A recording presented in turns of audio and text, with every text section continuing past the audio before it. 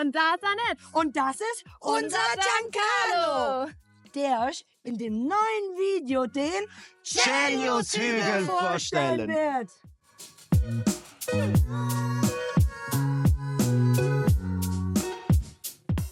Aber Leute, mal ganz ehrlich, hier auf dem Celios, hier ist doch gar nichts los, oder? Was kann man denn hier überhaupt machen? Hier ist nichts los. Hier sind über 20 Kirchen mit Kreuzgängen und Nonnen. Hier gibt's eine unglaublich tolle antike Untergrundwelt mit Mitra-Tempel, Münzprägeanstalt, geheimen Seen. Mehr als 4 Hektar Parks. Hier gibt's die berühmte antike römische Stadtmappe. Und Restaurant und Cafés. Und hier gibt's die Gay Street weiter vorne. Hier ist richtig was los. Okay, ich nehme alles zurück. Ich glaube, da lag ich falsch. Ich würde sagen, dann starten wir gleich mal durch. Ja, sicher. Die Jugend heute. Oh, dann können wir ja losgehen. Gell? Ich mach noch mal. Oh, Moment. Den Ton an. Wollen wir jetzt noch mal losgehen? Die Annette kann nachkommen.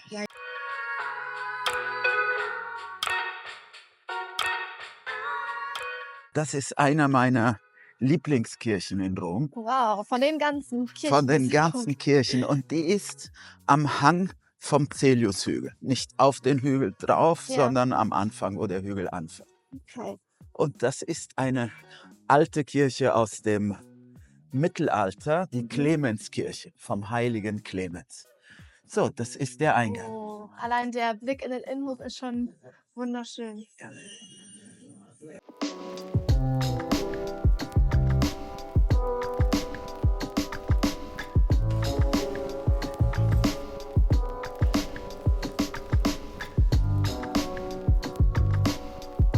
So, das ist hier einer der schönsten Mosaike in Rom. Ja. Siehst du, Jesus auf dem Kreuz mit diesem goldenen Hintergrund. Es geht hier ein Stockwerk runter.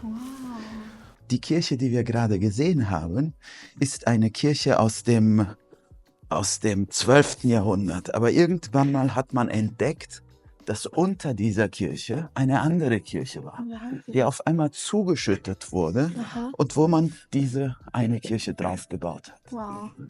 Und das ist sie. Das ist eine Kirche hier aus dem 4. Jahrhundert. Das hätte ich ja jetzt gar nicht erwartet. Wahnsinn. So, und jetzt, ja, dann zeige ich dir hier ein paar Säulen von dieser Kirche. Zum Beispiel ist hier eine Säule in der Wand drin. Ich dachte, es fällt runter. Nein, es fällt nicht runter. Das ist ein Grab aus dem antiken Rom mit diesem DM. Aha. Ja? Und die Christen haben es recycelt. Was haben die gemacht? Die haben es umgedreht. Und auf der anderen Seite ist das die Grabplatte von einem christlichen Grab. Ja? Wo Worte sind, die natürlich mit den Christen zu tun haben. Ja. Pace ist der Frieden. Oder Fratere ist der Bruder. Mhm. Ja, und schau, wie die Schrift ganz unsicher ist, Ja. weil in der Zeit gab es Sklaven, Handwerker, die das ganze Leben lang nur Schriften Richtig. gemacht haben. Ja? Gerade. Ja, die und- konnten üben das Ja. ganze Leben. Und hier, das waren Christen, die eben nicht als Steinmetze, Wie ein Kind, das genau, ein wie ein bisschen rumkitzelt. Diese Steine, die hier an der Wand befestigt sind, das sind Steine, die die Archäologen im Bauschutt gefunden haben. Also hier hat man ja mit Bauschutt alles zugeschüttet. Ja. Und damals war Bauschutt Kapitelle von Säulen, Hier sogar Säulenstücke. ein Stück, genau, ein Stück Genau. Säule. Und die haben alles hier reingeschmissen. Und hier geht es zu einem Bereich aus dem 1. Jahrhundert nach Christus. Ist ja noch Und- richtig tief runter. Ja, es geht 15 Meter unter dem heutigen 15. Straßenniveau. Wow. Hier gibt es ein Heiligtum. Das ist das Heiligtum vom heiligen Mithras. War eine andere Religion im antiken Rom. Weißt du, woher das Loch in der Decke kommt? Also das, Ja, ist das, Ja, das ist das ist jetzt. natürliches Licht? Nein. Nein, das ist jetzt nicht natürliches Licht. Es war mal natürliches Licht. Ja. Hier sind 11 Löcher. 4 davon sind quadratisch und die anderen 7 sind rund. Und die runden Löcher stellen die 7 Planeten dar. Und die rechteckigen sind die 4 Jahreszeiten. Wow. Ja. Und hier gibt es eine Quelle. Und die Quelle ist auf dieser Seite. 15 Meter unter dem Straßenniveau. Wahnsinn. Und die Leute schmeißen hier Münzen rein. Aber nicht nur Münzen, auch Geldscheine, siehst du? Ja. Ja, manchmal schwimmen im Kolosseum Geldscheine, weil die Leute sie hier reinschmeißen. Diese wunderschöne Kirche, die ist in unserer Führung Faszination Antike mit dabei. Ah, also die perfekte Chance, die Kirche richtig gut kennenzulernen. Genau, mit Führung. Ja, besser geht's nicht. Okay, ich habe ein bisschen die Orientierung verloren. Wo genau sind wir jetzt? Also, schau, da ist das Kolosseum. Ja, Ja, und nicht zu übersehen. nicht zu übersehen. Ja. Und da ist die Lateranbasilika, das heißt, du siehst diesen Obelisken, Ja. und der steht vor der Lateranbasilika. Und wo wir jetzt hingehen, ist dort, siehst du diese Struktur aus Backstein. Welche Kirche ist das? Das ist die Santi Quattro Coronati, die heiligen 4 Gekrönten, Ja, auf Deutsch übersetzt. Erkennst du diese Bäume? Ja, klar. Ja, das- Orangenbäume, oder? Orangenbäume, die sind überall in der Stadt. Auf einmal hat die Stadtverwaltung die Entscheidung getroffen, sie zu pflanzen. Mhm. Und die Orangen siehst du hier und die haben nur einen ästhetischen Wert. Also Ja. keiner pflückt sie eigentlich. Das sind diese orangenen Punkte, die man hier sieht. Aber die Blütezeit ist jetzt, also Die- Januar, Februar. Genau so ist es. Und die bleiben hängen vielleicht noch einen Monat lang, und sind sehr schön. Hier geht's hoch. Ja, Und da siehst du, hier merkst du ganz deutlich, dass das der Cäliushügel ist. ja, hier geht's Und, auf. und wir fangen an, hochzulaufen. Okay. Schau, Marie. Das ist ein Turm, was sowohl ein Glockenturm ist, als auch ein Wachturm. Ja, das war eigentlich hier eine Festung mit einer Kirche und ein Kloster. Und das Interessante ist, es gibt die Nonnen, die gibt es heute noch. Das sind Nonnen, die in Klausur sind. Klausur heißt, wenn die eigentlich nie rausgehen aus dem Kloster. Und das ist heute noch so. Und wo wir die Annette jetzt gelassen haben, da sind ganz viele Gebäude, die eigentlich in den letzten 150 Jahren gebaut worden sind. Und hier spürst du so richtig das Mittelalter. Ja, wirklich. Das ist hier eine Kirche, die wurde auch im 4. oder 5. Jahrhundert gebaut. Und dann wurde sie abgerissen, und zwar im 11. Jahrhundert, als die Normannen kamen. Die haben die zerstört. Es war eine viel größere Kirche. Und jetzt ist das eine ganz kleine Kirche. Und eine Sache, die hier auch auf den Hügel sehr interessant ist, auf den Cäliushügel, man muss manchmal klingeln. Es sind Sachen, die, wenn du nicht weißt, wo die sind, dann findest du die nicht. Ja, Und hier gibt es eine Klingel, okay. mit einem versteckten Ort. Und da gehen wir jetzt hin und klingeln. Ja,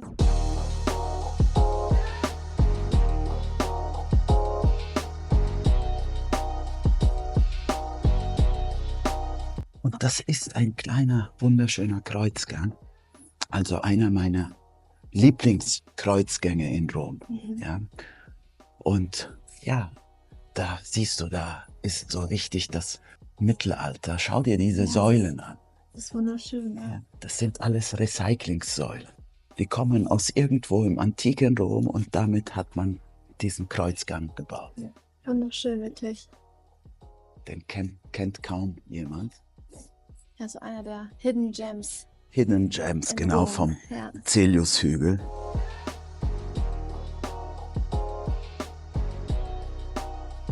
Also diese Platte ist hier eine Platte aus dem antiken Rom und das war ein Brettspiel. Keiner weiß, wie die Regeln waren, aber Aber was ist noch da? ist noch da.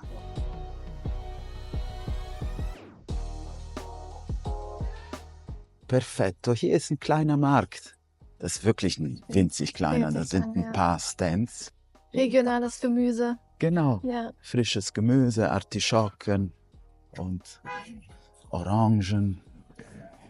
Alles da. Alles da, Ja. klein, aber Es riecht oho. richtig frisch. Santo Stefano Rotondo ist einer der ältesten Kirchen, die einen runden Grundriss hat. Die ist den heiligen Stephan gewidmet, Stephanus. Das war der erste Christ, der hingerichtet wurde, der martyrisiert wurde. Und schau, hier zeigt man, wie er gesteinigt wurde. Ah, okay, ja. Da ist der Jesus auf dem Kreuz, hier ist der Stephanus, der gesteinigt wurde, und das ist der Petrus, der Kopf nach unten gekreuzigt wurde. Und hier sind lauter Szenen von Heiligen, ja, und wie sie umgebracht wurden. Ja. Und das diente Erschreckende Szenen. erschreckende Szenen. Ja. Und die dienten als Warnung für die Priester, die in aller Welt geschickt wurden, um das Heiligtum zu verbreiten. Das ist das, was mit euch passieren kann. Und hier sieht man die Ausgrabungen, also ein Stück von den Ausgrabungen. Also da kann man runtergehen, aber man muss sich anmelden, und hier Das sieht man. heißt, zu unseren Füßen befindet sich eine Ja, Ruine das war vom Militär. Ah, okay. Das war der Ort, wo die ausländischen Soldaten dann untergebracht wurden. Und über dieser Stelle hat man dann diese Kirche draufgebaut. So, Marie, das ist die Villa Celemontana. Celemontana heißt Celi Montis, die Villa, die auf den Celiushügel ist. Und das war mal eine Villa, wie die Villa Borghese, wie die Villa Ada, also ein Landshaus Ja. von einem Reichen, der hieß Mattei, das war die Villa Mattei. Ja, da ist einer der 16 originalen Obelisken, die aus Ägypten kommen. Ja, einer davon ist hier. Der ist restauriert worden. Eigentlich ist nur die Spitze original. Ja, auch nur der oberste Part hat die Hieroglyphen. Ja, genau, genau, weil er original aus Ägypten. Ich glaube, das ist einer meiner Lieblingsausblicke gewesen, wenn ich hier am Laufen war. Vor allem beim Sonnenuntergang, wenn sich dann der Himmel pink verfärbt im Hintergrund hinter den Pinien. Spektakulär, also wunderschön. Kann ich mir gut vorstellen. Bitte, kommen Sie rein. Vielen Dank, vielen Dank.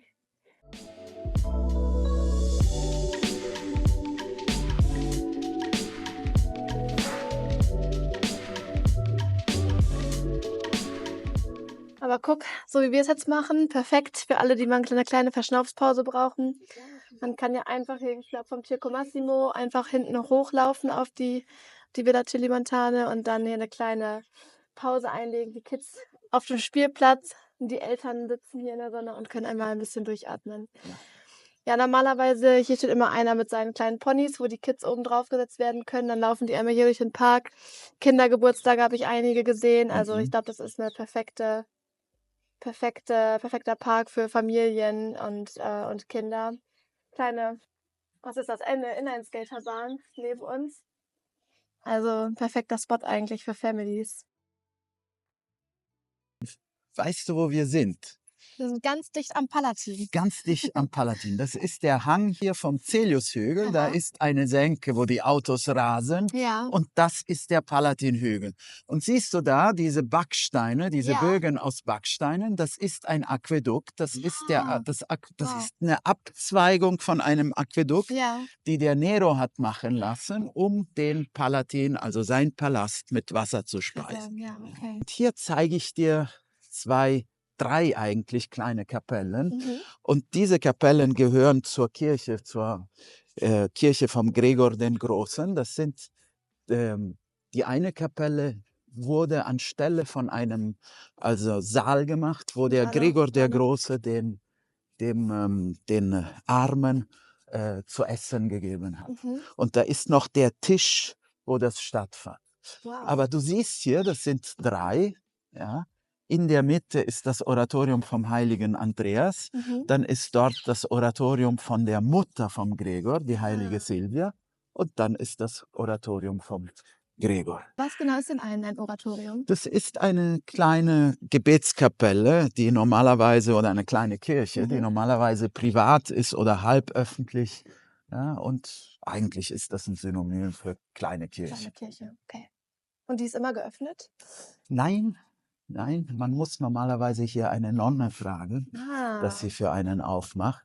Aber heute ist sie offen. Heute haben wir Glück. Und heute haben wir Glück. Obwohl, vielleicht gibt sie uns den Schlüssel, um Sachen aufzumachen, die normalerweise zu sind. Okay. So, wir fragen hier den Schlüssel. Vielleicht können wir dort aufmachen. Ja. Grazie. Prego. Und Wow. jetzt Raum von der heiligen Silvia, das ist die Mutter von Gregor den Gregor, Großen. mhm. Und hier scheint eine Ausstellung zu sein, eine moderne, Fotoausstellung. eine Ja. Fotoausstellung. Aber da ist das die Statue von ihr, von der heiligen Silvia. Da ist sie. Wow. Und schau, das ist der Tisch, wo der Gregor der Große immer 12 armen Leuten jeden Tag was zu essen gegeben hat. Und da Dieser ist eine Legende, und die Legende ist, dass eines Tages ein Engel erschienen ist Mhm. und mitgegessen hat. Und das ist dort auf dem Gemälde abgebildet. Ah, da sieht man den Engel. Ja, da in der Mitte ist Ja. der Engel und da sitzt der Gregor der Große. Mit der Papstkrone. Ja, weil er eben ein Papst war. Mhm. Und das ist hier das zweite Oratorium vom heiligen Andreas. Und hier siehst du eine Szene, wo der Andreas, das ist das Martyrium vom Andreas, wo der Andreas dorthin geschleppt wird, wo er dann hingerichtet wird. Und du siehst, rechts oben ist das Kreuz, wie ein X, das Oh ja. Andreaskreuz. Ja. Ja? Und er wird dann hier unten dorthin gebracht, um hingerichtet zu werden. Er ist hier in der Mitte. Das ist der Ja. in der Mitte Mhm. mit der nackten Brust, Ja. der eigentlich nicht will und noch Mhm. betet und Zum Kreuz hin. zum Kreuz. Mhm. Ja. Okay, Giancarlo, wo genau sind wir jetzt? In welcher Kirche? Das ist die Kirche vom Gregor den Großen. Wer war das? Oh, das war ein Papst im Mittelalter. Das ist der Papst, der den Engel auf der Engelsburg gesehen hat, weswegen die Engelsburg jetzt überhaupt Engelsburg Ja. heißt. Ah. Und das ist dann auch der Papst, der die gregorianischen Gesänge erfunden hat. Ah, daher. Daher heißen die Okay. gregorianischen Gesänge. Verstehe. Nicht zu verwechseln mit den gregorianischen Kalendern. Das war ein anderer Das ist eine andere Gregor. Geschichte. Okay.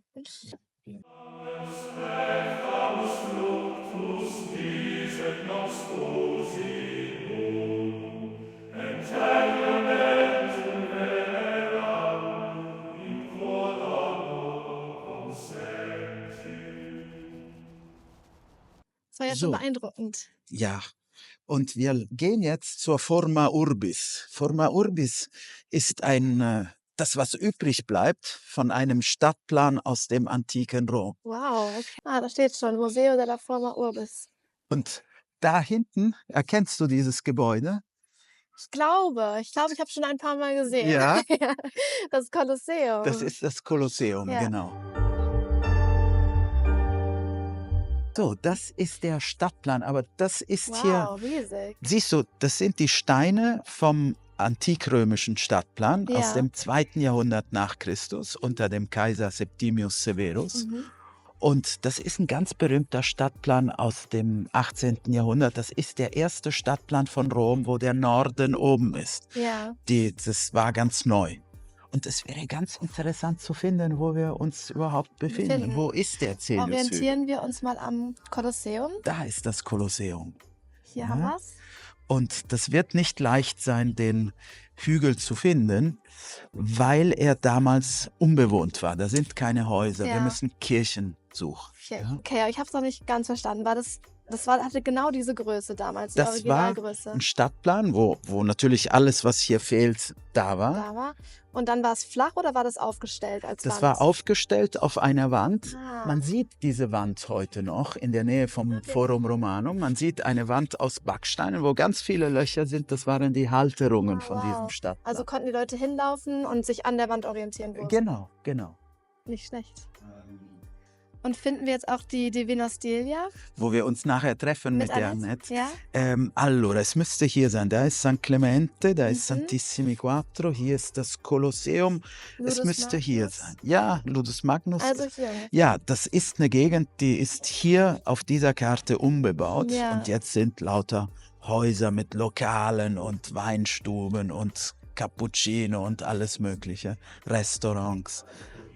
Ja, was Ja. interessant ist, dass das also Ja. wenn du einen Okay. Punkt siehst, Ah, wie eine sind das Legende. Ja, eine Legende, das Legende, Wort ja. ist mir nicht eingefallen. Ja. Ja. Insule sind Wohnhäuser, mehrstöckige Wohnhäuser. Und hier diese weiße Steine, die du siehst, das sind die Stücke von der Karte, die übrig geblieben sind. Also da die haben Stücke, die man gefunden hat. die man gefunden hat. Da haben die Archäologen diese Stücke dann hier drauf fotografiert. Ja. Die sind natürlich auf der originalen Wand heute nicht mehr da. Ja, klar.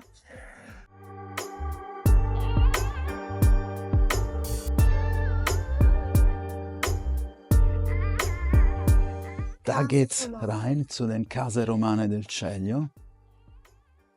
Buongiorno. Buongiorno. Buongiorno, abbiamo un residente, un non residente e una guida turistica. Oh Marie, das sind Häuser Ja. aus dem antiken Rom. Einige davon sind über anderen Häusern draufgebaut worden und diese Häuser wurden irgendwann mal Hauskirchen. Also Kirchen, wo die Leute, die Christen hingegangen sind, die hatten noch keine Kirche, aber irgendwie hat jemand sein Haus zur Verfügung gestellt und man hat hier gebetet. Als dann später Kirchen gebaut wurden, hat man über diesen Häusern eine Kirche gebaut. Und das ist die San Giovanni e Paolo Kirche, wo wir dann später hingehen werden. Und da haben die Archäologen Ausgrabungen gemacht und haben zum Beispiel hier, schau dir diese Fresken an, die sie hier gefunden haben. Ja, das sind noch Fresken aus dem antiken Rom, die noch gut erhalten waren. Wirklich gut, auch richtig im Detail noch zu sehen.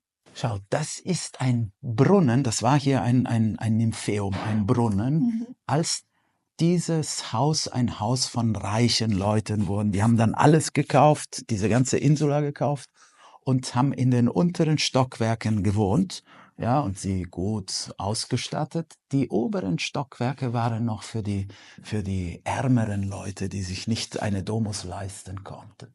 Und schau dieses Gemälde, das ist wunderschön mit Wassergeschichten. Da ist ein kleines Boot mit Kindern drauf und diese Frau. Ja, und das ist eben, weil das hier mit Wasser zu tun hatte, sind da auch Wasserszenen dargestellt. Ja. Hier siehst du, wie tief es geht. Ja, und da merkst du auch, wie Rom in Schichten gebaut ist. Ja.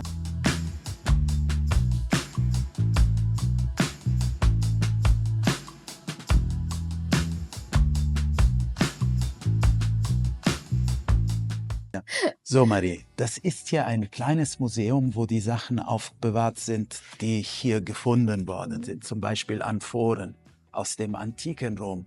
Oder ich habe Laternen gesehen, die benutzt wurden, um zu beleuchten. Aber das, was mir hier am meisten gefällt, ist dieses Schaufenster hier, weil wir werden einen Glockenturm sehen aus dem 12. Jahrhundert. Da sind lauter Punkte drin, farbige Punkte. Und diese farbigen Punkte waren Schüsseln. Ja, das kann man von unten gar nicht glauben, dass das Schüsseln sind. Hier hat man sie abgebaut. Jetzt sind Kopien drauf auf dem Glockenturm. Das sind Schüsseln, die alle aus dem muslimischen Raum kommen, aus Maghreb oder aus Spanien. Und damals war der Handel durch das Mittelmeer. Man hat diese Schüsseln gekauft, die aus einer anderen Religion waren und sie in den Glockentürmen reingesetzt, damit der Glockenturm farbig war. Und das sind die Originale hier? Das sind die Originale.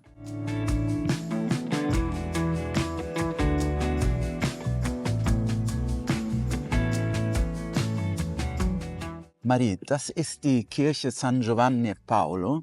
Ist jetzt leider im Moment zu, weil Arbeiten sind und man weiß gar nicht, wann die wieder aufmachen wird. Aber die kann man normalerweise besichtigen und das Schöne ist, da sind Leuchter drin und diese Leuchter kommen aus einem Hotel in New York. Kronleuchter? Die Kronleuchter, genau. Und die kommen aus dem Waldorf Astoria Hotel, der in den 50er Jahren renoviert wurde.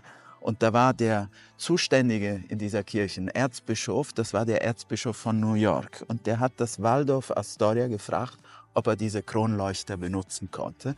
Und die sind dann hier. Und die kann man anmachen. Man muss 5 € zahlen in Münzen, also keine Wichtig, Kreditkarte. Kleingeld dabei haben. Kleingeld dabei haben. Ja. Und es ist einfach wunderschön.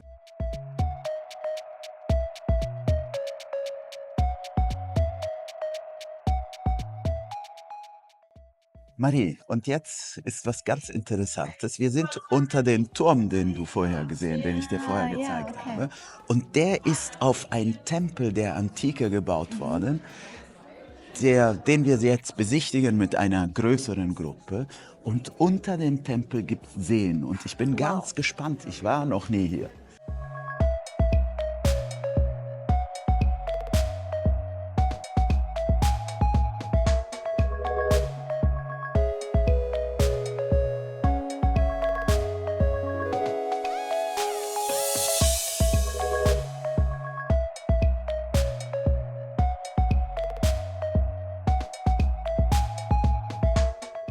Marie, schau dir das mal an hier oben.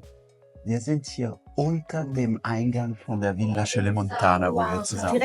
Direkt runter. Direkt unter dem Eingang. Ja. Wow.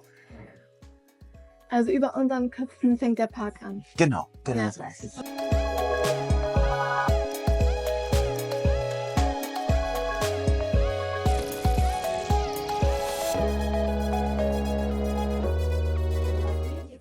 Lost.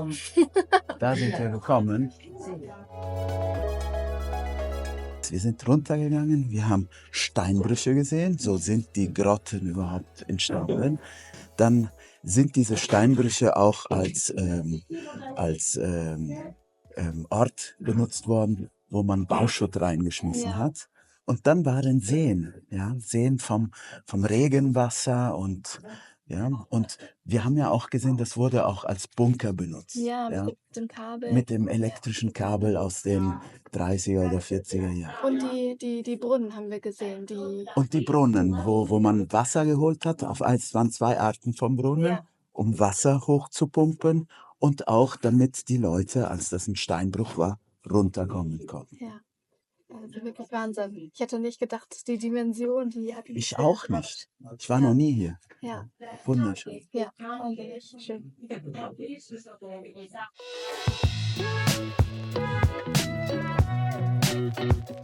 So, jetzt habe ich dir einiges auf den Cälius-Hügel gezeigt. Nicht alles, ich muss dir sagen, da ist noch mehr. Aber ich würde jetzt der nett treffen. Hier ist die Gegend, wo der Trubel ist auf den Cälius-Hügel, wo die ganzen Restaurants sind, die Bierkneipen, wo Bed and Breakfast sind. Und da gehen wir jetzt hin. Super, und dann trinken wir ein Aperol. Und dann trinken wir ein Aperol. Haben wir uns verdient. Ja. So, ich hab's ja gesagt, sie sitzt hier Ah, da sitzt sie und ja. ist immer noch am Telefon. Immer noch. Ja, und bis bald, wir freuen auf euren Rot. Hey! Schau, ne? Ja, tut mir leid, es war total die Hölle los, bin gar nicht weggekommen. Aber hast ja einen super Experte dabei Ja, gehabt. auf Wie jeden war's? Fall. Atemberaubend. Sehr Also gut. wirklich, so viel zu sehen und zu tun, hätte ich nicht gedacht. Und jetzt kommt mein Part, den ich am liebsten mache, denn auf dem Celio kann man auch super gut essen und trinken. Und wo tut man das Besseres als bei Stefano! Setzt euch hin, ich mach den Computer zu. Ab Das- geht's. Super. Bitte, Auf bitte. geht's.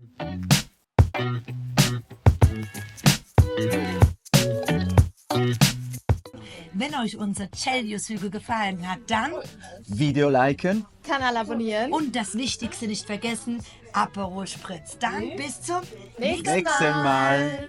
Tschin, tschin.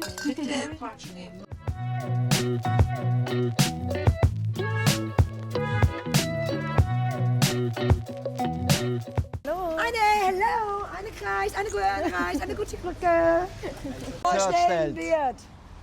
Ich hab Nee, das war Video liken. Was ist los?